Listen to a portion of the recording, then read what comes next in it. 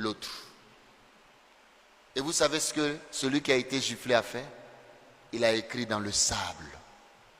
Il dit, aujourd'hui, mon meilleur ami m'a giflé. Et puis ils ont continué leur chemin. Et à un moment donné, ils sont arrivés à une oasis, c'est-à-dire où il y a l'eau. Il y a de l'eau. Et ils ont décidé de se baigner, de nager. Et celui qui a été giflé, il ne sait pas nager. À un moment donné, il a commencé à se noyer. Et celui qui l'a giflé, qui sait nager, va sauver son ami. Il le sauve, il l'amène au bord du rivage. Quand il reprend son souffle, il va écrire sur une pierre, aujourd'hui, mon meilleur ami m'a sauvé la vie.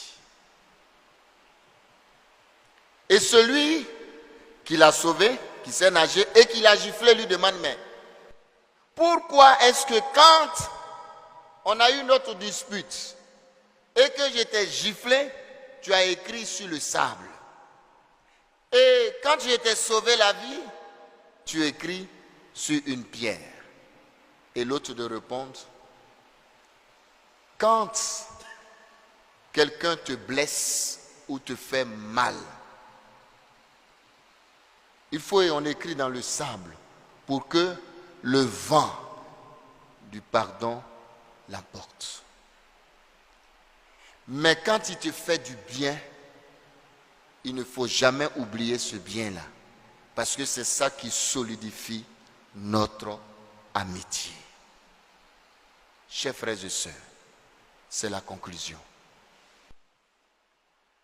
Que la haine qui t'habite, la colère, la vengeance, la rancœur qui t'habite, il faut l'écrire dans du sable, c'est-à-dire qu'il faut pardonner. Il faut laisser tomber. Celui qui t'a fait du mal, sans doute il t'a fait du bien. Et regarde le bienfait. Parce que la colère nous détruit. La haine nous détruit.